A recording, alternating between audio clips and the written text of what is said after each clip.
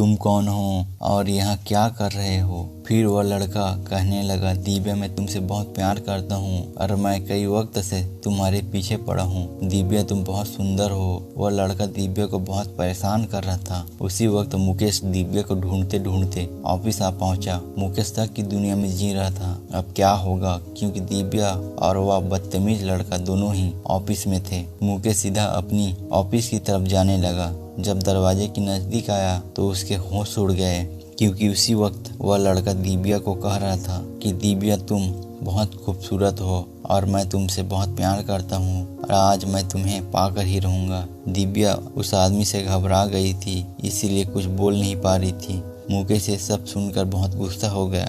दिव्या मुझे धोखा दे रही थी, उनका कोई आदमी से चक्कर चल रहा है।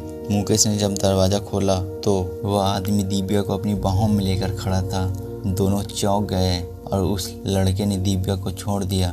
दिव्या भागती हुई मुकेश के पास आ गई। फिर मुकेश कहने लगा, वाह दिव्या वाह, यार से प्यार और पति से धोखा।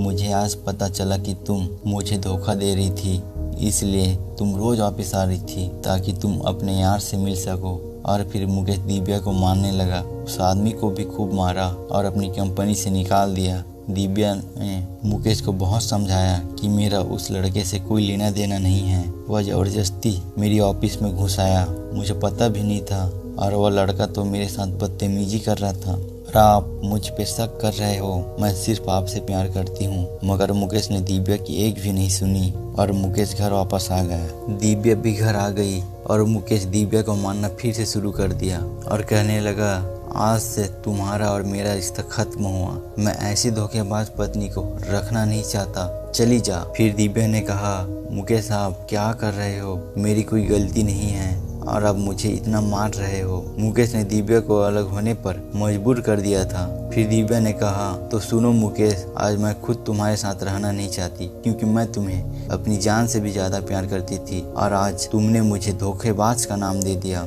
जो प्यार विश्वास और भरोसे पर चलता है, वहाँ तुमने आशक की नजरों से देखा है, इसलिए मैं तुमसे अलग हो रही हूँ। सुनो मुकेश, जब तुम्हें असलियत का पता चलेगा तब तुम्हें दिव्या नहीं मिलेगी। फिर दोनों अलग हो गए और दिव्या चली गई। मुकेश अब बहुत परेशान था, क्योंकि उसे लग रहा था दिव्या ने मुझे धोखा दिया है।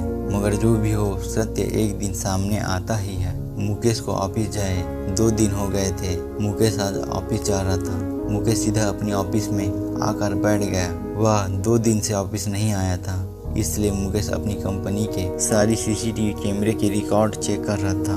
मुकेश कुछ देर बाद मुकेश ने सारे रिकॉर्ड चेक किया, बस अब एक रिकॉर्ड था। मुकेश पूरी तरह थक चुका था। सोचा कि पहले चाय पी लूं, फिर काम करता हूं। मुकेश ने एक कड़क मसाला वाली चाय मंगवाई, मगर आज मुकेश को चाय में स्वाद नहीं आ रहा था, क्योंकि रोज दिव्या ही चाय बनाती थी। फिर चाय खत्म हुई और बाकी का सीसीटीवी कैमरा रिकॉर्ड चेक करने लग गया। मुकेश ने जब रिकॉर्ड देखा तो उसके होश उड़ गए, क्योंकि वह रिकॉर्ड दिव्या की ऑफिस का था और जो भी उस दिन दिव्या के साथ हुआ था वह सब कुछ इसमें था। मुकेश ने देखा कि दिव्या तो अकेली ही बैठी थी और वह आदमी ऑफिस में आया और दिव्या को छेड़ने लगा। मुकेश ये सब देख रहा था और उनकी आंखों से आंसू निकल रहे थे। आज मुकेश को अपनी गलती का एहसास हो रहा था। वह जोर जोर से रोने लगा, मेरी दिव्या को मैंने इतना गलत समझा, मैंने बहुत बड़ी गलती कर दी, मगर पीछे का पछतावा किस काम का। दिव्या ने मुकेश को जाते वक्त कहा था कि जब तुम्हें हकीकत का पता चलेगा तभी तुम्हें अपनी गलती का एहसास होगा और तब तुम्हें दिव्या नहीं मिलेगी।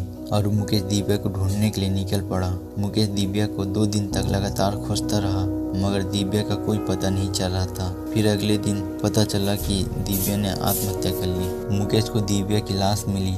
दिव्या ने ट्रक से टकरा के आत्महत्या कर ली। अब मुकेश के हाथ में कुछ नहीं आया सिवाय दिव्या की लाश के अलावा। इसलिए दोस्तों, हमें हर रिश्ते को समझना चाहिए।